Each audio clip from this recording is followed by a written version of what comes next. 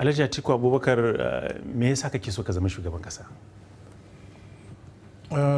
Jime, idan ka bi tarihin siyasar Najeriya ba daga yanzu na fara nema zama shugaban kasa ba. In ka tuna tun 1992-93 na tsaya da MK Abubakar Da kingibe a Jos. na saukawa Biola kuma ya ci. Ko da shike a lokacin ba ni na ce na so ba, amma shugabannin jam'iyyar su suka ce in tsaya. To daga baya kuma na zo na sake tsayawa 1999 nan kuma ma ka san abin da ya faru, ka tuna da tarihi na gwamna na zaɓaɓɓe aka ce in zo in tsaya mataimakin shugaban ƙasa. Muka yi shekara 8 da Obasanjo. Sannan a 2007 ya fito lokacin ba wai lallai sai na tsaya ba, amma domin nuna cewa na da 'yancin tsayawa kuma lokacin baya son tsaya na ce to na tsaya kuma na cika burin 'yanci na. Of course sai kuma sauran, amma duk in ka duba me ake cewa a filin fage na tsaya. Ban taba kaiwa inda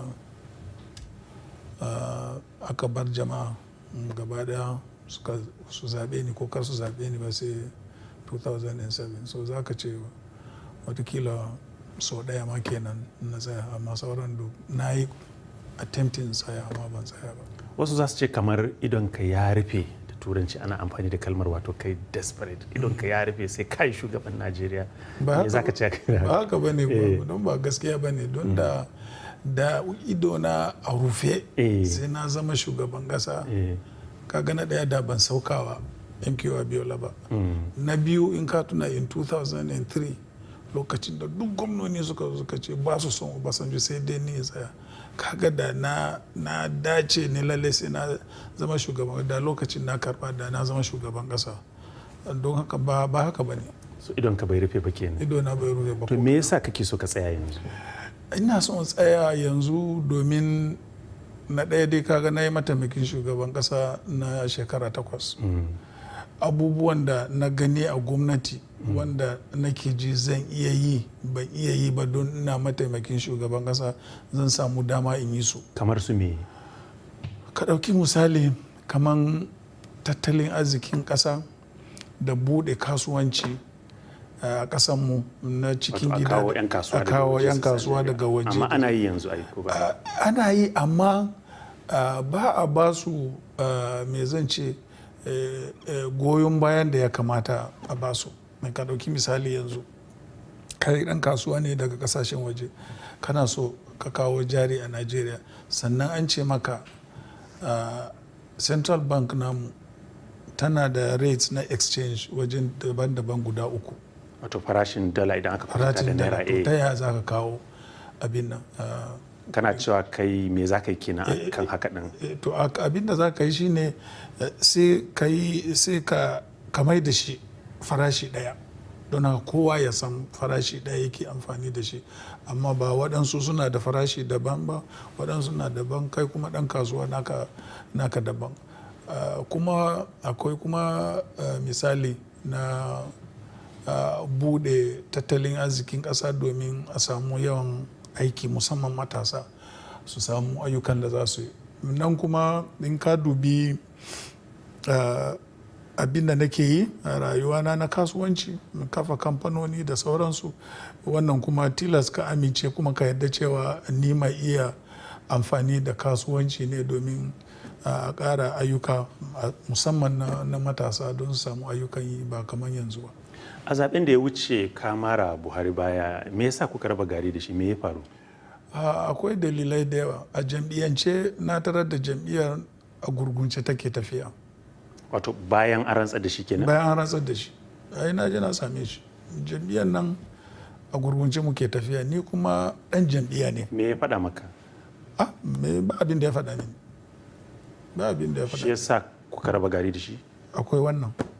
Yes. Sannan kuma yadda ake gudanar da gwamnati na ba da nawa ra'ayi da kuma shawarwari wanda na gani kamar ba su da amfani.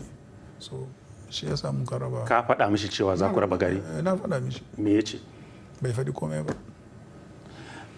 Mu yi maganar cin hanci da rashawa. Kana jin 'yan Najeriya ka kwanta musu a rai a matsayin wanda zai iya yaki da cin hanci da rashawa idan kai nasara a zaɓen? Ƙwarai kuwa idan dai 'yan Najeriya za su iya tunawa cewa gwamnatinmu mu muka kafa wannan ma'aikata da ake cewa EFCC, kuma ni musamman na samu mata kudaden da za ta fara aiki da shi domin yaki da cin hanci da rashawa, to kuma ba irin binciken da ba a yi mini ba irin tona ni ba. Kwanaki akwai wani kamfanin ka Intels a Lagos wanda aka samu matsala, kun ki ku sa kuɗi a cikin asusu na bai ɗaya da gwamnati ta ce a sa, har aka ɗan tsaye da kamfanin. Me za ka ce a game da wani?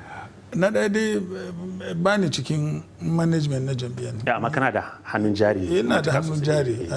Don haka abinda za ka lura a nan, abinda kamfani su suka faɗa mini lokacin da suka samu wannan aiki da kuma contract da suka yi signing da gwamnati, shine kudin nan za a raba shi kashi uku.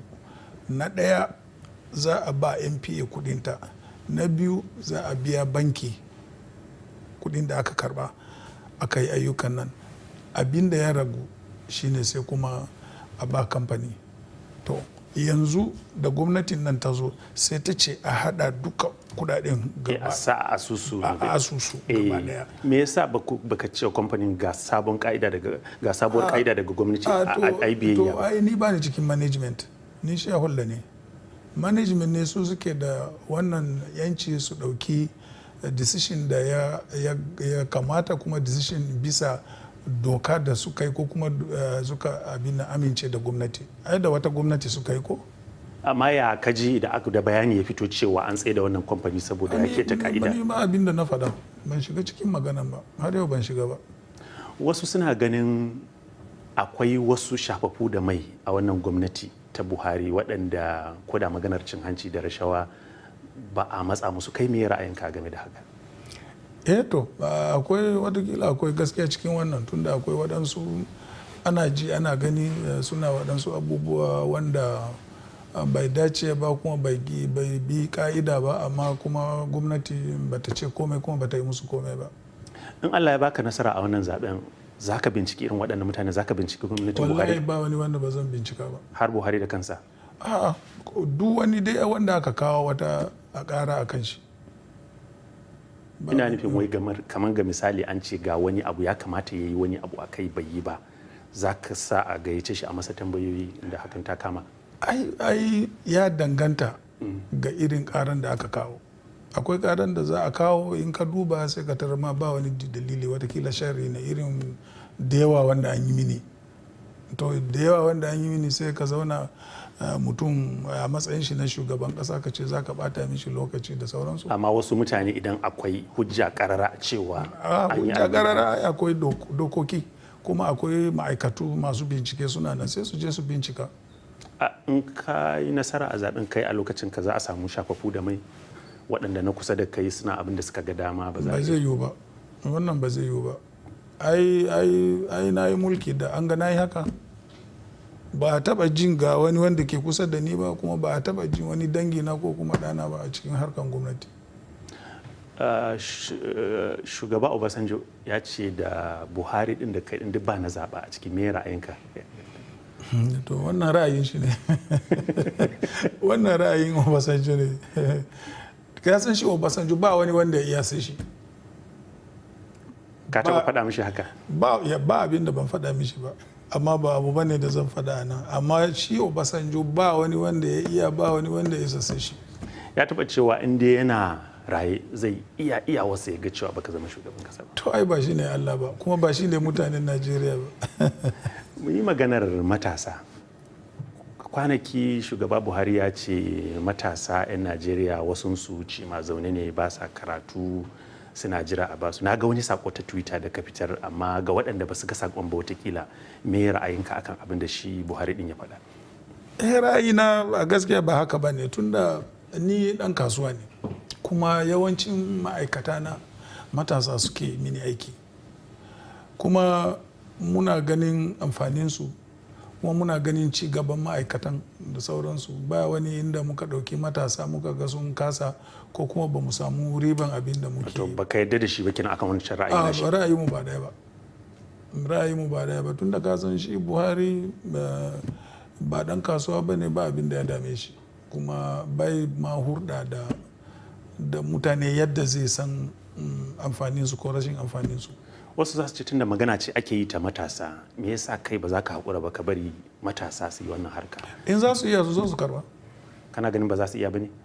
A'a, ba wai ba za su iya ba, shi ne na ce in za su iya yi su zo su karba. Ai ba ta da siyasa da kuma neman zabe, ba ta da wani dokoki wanda ta ce sai ko matashi ko kuma sai na tsakiya ko kuma sai dattijo da sauransu. Kowa yana iya nema. Amma kai me ra'ayinka? Na san watakila kana shiga Twitter da nakan ga sakonni, ban san ko kai kake tura waɗannan sakonni ba ko ni ba wani Twitter da za a yi wanda ba hannuna a ciki. To za ka ga yadda matasa suke magana cewa a ba mu dama mu yi, a ba mu dama. Kwarai da gaske, ni ma ina zuga su. Domin me? Don ba su son shiga harkan siyasa, gani suke bata lokaci ne. Yanzu a cikin tawagarka masu yi maka yakin neman zaɓe da kamfen da sauransu, matasa nawa kake da su waɗanda ba su kai shekara 40 ba ga misali? Ba su da iyaka, suna nan da yawa.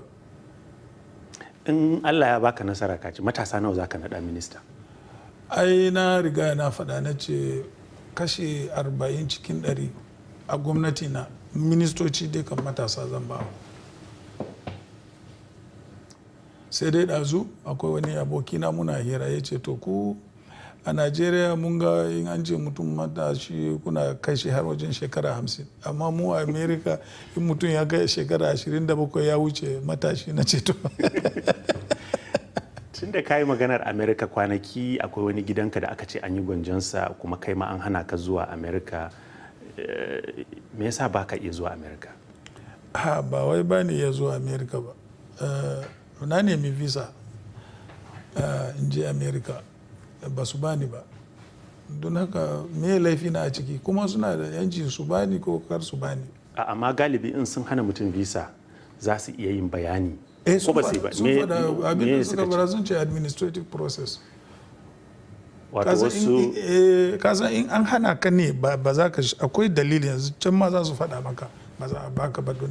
Amma nawa aka ce visan ka na under administrative process. Wato har yanzu kamar ana aiki a kansa? Kamar har yanzu ana aiki a kai. Amma watakila kana da jari a can da sauransu, me yasa ba za ka ɗaukaka ƙara ka je kotu? Ba wani jarin da nake da shi a America. Gidan da ka ce nawa an yi gwanjonsa. Wannan kuma gida ne na sayawa mata na tun shekaru da suka wuce, kuma ta je ta sayar da gidanta, ta ɗauki kuɗinta ta tafi da su.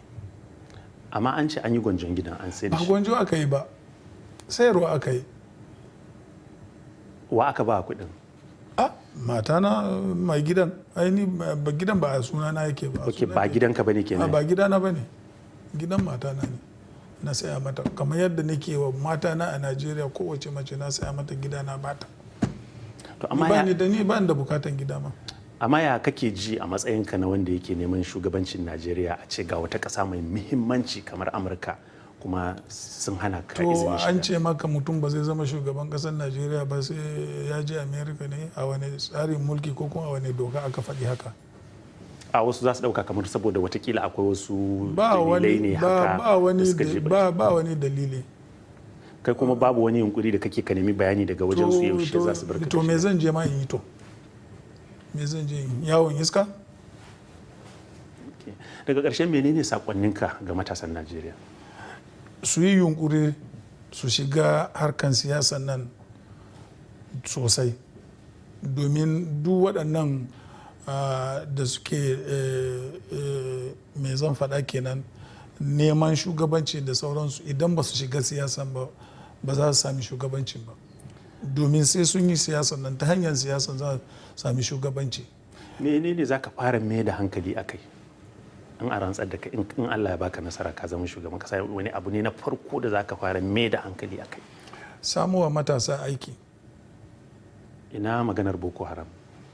Boko haram yana ciki, shine security ko tsaro. Boko haram yana ciki, boko haram na ciki, kuma economy na ciki. Ka gamsu da yadda ake yaki da boko haram din yanzu? Ba laifi, ba laifi, amma har yanzu yaya za a ce ƙasa kamar Najeriya? Ka tuna lokacin da muka yi yakin Biafra, wata 30 muka gama da Biafra, kuma ma cikin sunkuru, dajin kurmi, sannan a ce 'yan yara ƙanana a nan ƙasan Borno Sahara, ko kana sama kana kallon duk abin da ke faruwa, a ce shekara 8. Kai a wata nawa za ka gama da su? Ni ba zan ce maka ga wata nawa zan gama, amma dai shekara 8 jime a ce yaran nan sun gagare mu, kai ba za ka dubi maganan nan ba?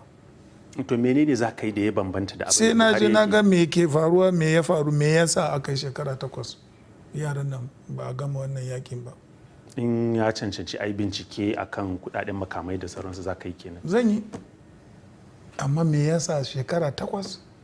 Yakin Biafra fa wata 30 muka gama. Kana ganin akwai gazawa kenan? Akwai gazawa mana, akwai gazawa. Ai ba san sojojinmu da gazawa ba. So ba za ka iya faɗin abin da za ka yi ba, sai ka je ka shiga, sai ka je ka gani, ka yi nazari akan, sai ka je ka gani, ka bincika, ka ga me ya faru ne, ya aka yi har yanzu. Yaran nan fa ba training ma aka yi musu ba komai ba fa, yan ƙananan yara, ka ga yadda suke.